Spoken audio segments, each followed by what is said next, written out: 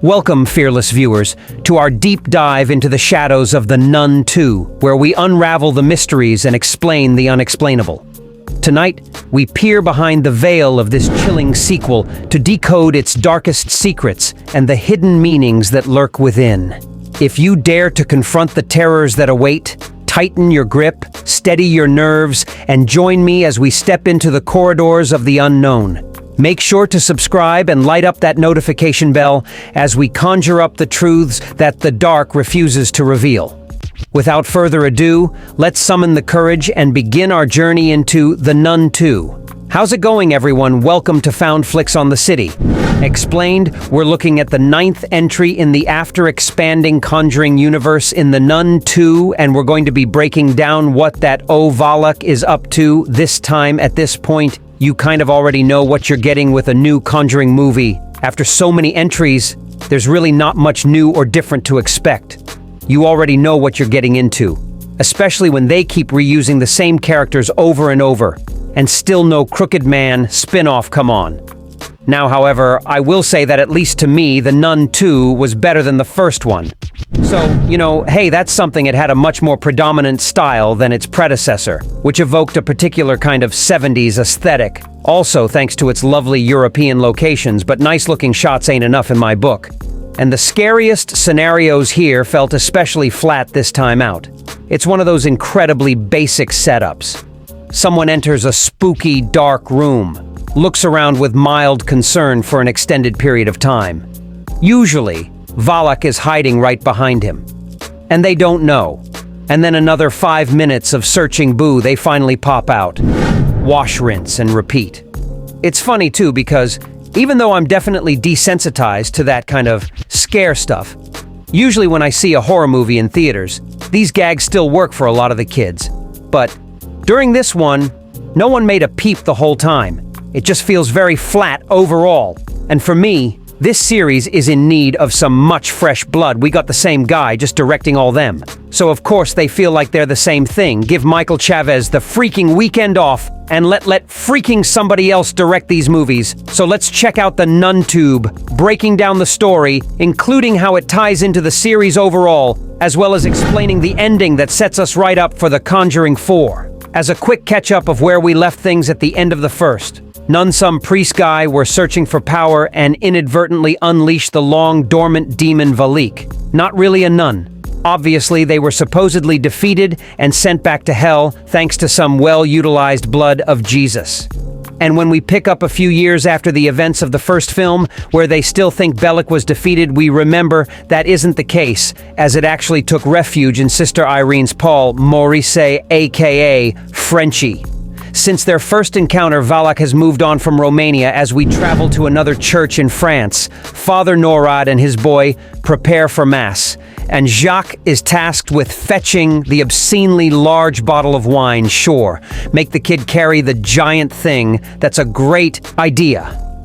It doesn't prove to really be a problem, and he does take excellent care of the carafe after service. He gently places it high up on a precarious shelf, and a ball rolls in, bonking the stool. He rolls it back into a dark hallway, and a force causes the wine bottle to crack and soon explode, also catching a glimpse of someone in the shadows. Any guesses? He rushes to the father, explaining what he saw, and there's sudden loud pounds on the heavy front doors. The father urges the intruder to stay back. This is a house of God after all. The doors whoosh open and Valak is there. No holy ground is stopping this cat, and she lifts the father high into the air and sets him. Blessed Jacques watches on in horror, tightly clutching the phone. There's Rosari. We then see a man obscured in darkness walking the cobbled streets, and a looming silhouette of the nun extends from his body, making it clear that Valak is still within Maurice and possessing him. Although they do make it clear that there is still a difference between the two, and Maurice doesn't know what's going on there when it comes to Sister Irene. She is still under the belief that Valak has been defeated, and seems to have almost retreated as much as possible from that heroic lifestyle. She now spends her days in a quiet convent in rural Italy, and one new member of the convent has taken a shine to her sister Deborah, asks for a word, and the two discuss what brought them here in the first place. Irene details a bit about her kind of power of visions and that her dad sent her here because it was easier that way instead of trying to figure out how to deal with her. As for her mother, she laments that she never really knew her and keeps having fleeting flashbacks of them together, embracing in a field for Deborah. She lost her mother in a fire for which she blames herself and has led to her having a crisis of faith of sorts. Miracles are particularly difficult for her to buy. I mean, how did Jesus turn all that water in the wine anyway? As Irene points out, it's by believing in our faith so much that truly gives it its power. We must believe for it to be true. You can bet that this idea will come back later. Valak within their meat bag, Maurice has moved on to a boarding school elsewhere in France. It really seems that Maurice has fit in quite well here in his role as a handyman, and even has a kind of familial bond with young student Sophie and her teacher mother Kate. There's some very light flirting going on there as well that never really goes anywhere anyway. Sophie seems to be a bit more interested in books than hanging out with the other girls, and her peculiar friendship with Maurice draws the others' ire, in particular Simone. For some reason, it's also weird because none of the other girls in her crew ever talk, really. The headmaster Lauren breaks them all up and sends Maurice back to his duties. We learned that Lorraine has her own tragic history here, having lost her son at the school as a result of the war. Since then, she has kept the decrepit chapel strictly off limits to make extra certain that we know Valak has still possessed Maurice. We see her randomly take out a delivery kit. They drop by with a delivery of jars of olives and stuff. Maurice is there fussing away, kind of lost in a daze and not moving. Valak has taken over and quickly impales the child with her clawed fingers, even though Irene hoped to put her demon hunting days behind her. She has a vision that night of Maurice asking for help, or knowing at least subconsciously that something evil is harboring within him. Because on the surface, he definitely has no idea, he kind of just goes comatose. And Valak technically does the killings. Word of the new murders spreads to the church, and they know there's only one lady suited for the job, Irene. They show off an alarming pattern of killings that have spread across Europe and originated back in Romania. That's right, Valak is back. Irene almost kind of refuses to believe this could even be happening and can't accept this possibility. The cardinal lays it out plainly. She was able to perform a miracle before. And if the demon is truly back, she's the only one that could possibly do it again. They need to step up and face her fears to stomp the pesky demon down once and for all on the train right. There she is, surprised by a troublesome stowaway. In Deborah, Irene warns that she isn't ready for what they're about to face and urges her to return home. However, Deborah is steadfast and tagging along, perhaps if she can see some of the crazy stuff. Irene she can find some of that elusive faith that she's after. Well, looks like she's got a new sidekick. Whether she wants it or not, they arrive in Tarascon and investigate the site of the father's death. With the scorch mark still left behind in everything, the nun relays that they do still have mats here, but no one shows up. Feeling that the place has been desecrated? Well, yeah, kinda. You could have at least painted over the burn marks or something.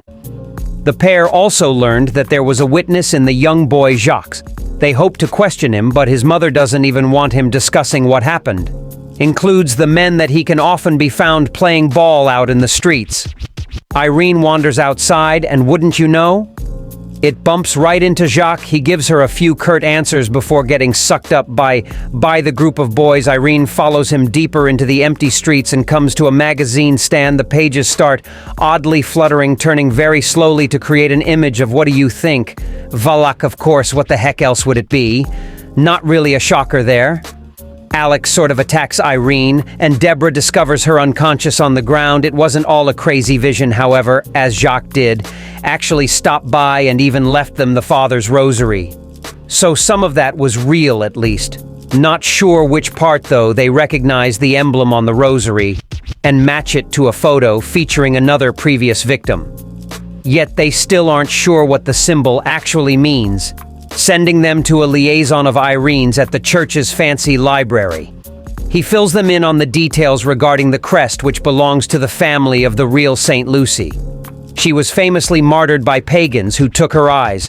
However, impressively, the flames did not consume their body. There is some kind of power in the Saint Lucy lineage, and as a result, the eyes became a lick of sorts. The librarian believes that Valak is actually an angel cast from heaven, and somehow was there when the eyes were first taken. It's the eyes that they have been killing across the countryside in search of which will grant the demon.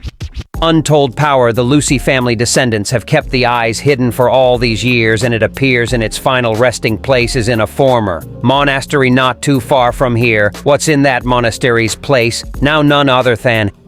And that didn't cut it. You know, why would it be any different this time? Plus, to even know that Valak is officially out of Maurice. They didn't even really dig into anything about that too much, just blood shower. And she's gone. See you next time. I mean, we do know Valak is still out there in Conjuring 2, so definitely not defeated completely yet. For now, there is peace in the lie of Irene and Maurice for the first time in a while. And even Maurice, who had dreamed of having his own farm, is gifted a tomato plant by a generous Irene getting to live that dream Frenchie in spite of the friendly display. It does seem that Irene still has her suspicions here, giving him her classic, slightly concerned stare as they part ways once more. Now this might be the end for Irene's supernatural encounters, as our credit scene brings us forward in time to a familiar location. The Warrens' home AD takes a call from Father Gordon, another staple of the Conjuring series. And the Warrens are officially on the case. Where do things go from here? Well, there's a kind of missing and often hinted at portion of the Warrens' cases that we've heard of in other entries. As you remember from the end of The Nun, they actually at some point came into contact with a still-possessed Maurice. I think Judy watched that, and Annabelle comes home as well. Can't remember, check me on that anyway. This means that even after twice defeating Valak and both of the Nun movies, they are still somehow attached to poor Frenchie. At least in some way, man. Poor guy can't catch a break. He just wants to go, don't grow as tomatoes. Then we also know from Conjuring 2 that the Warrens have already at this point had their own previous encounter with Valak, so it really seems like what the already announced The Conjuring 4 is going to explore is that little chunk of previously mentioned but unseen details, beginning with them tracking down Frenchie and discovering Valak for the first time. It really feels like that's what they're setting up here. But I'm kind of going, so more Valak really. Again, we are reaching over saturation point here with the creepy knot already. It's like they already did with Annabelle, took all the mystery away over 3 movies and just driving into the ground. Maybe, I don't know. Don't do that. Do something different, please, but I've got a feeling that it's going to be exactly what is expected, because that's what the franchise is at this point. Really mainstream, safe, and boring. There's another big aspect that for whatever reason, the series thus far has not definitively confirmed the connection between Irene and Lorraine. I feel like, especially in light of the St. Lucy lineage thing, there is no question that the two are part of the same bloodline, and this must also be the source of their psychic powers. Nothing else would even make any sense. So I'm not sure where they still won't actually connect the dots here, maybe Conjuring part with that. We reach the conclusion of this inning explained.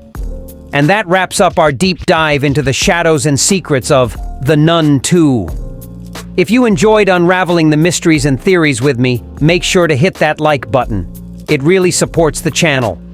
Don't forget to subscribe and ring that bell to get notified for our next cinematic exploration. Have your own theories or a different interpretation? Drop a comment below. I'd love to read your thoughts. Until next time, keep the curiosity alive, and remember, in the world of horror, the details are often where the real frights hide.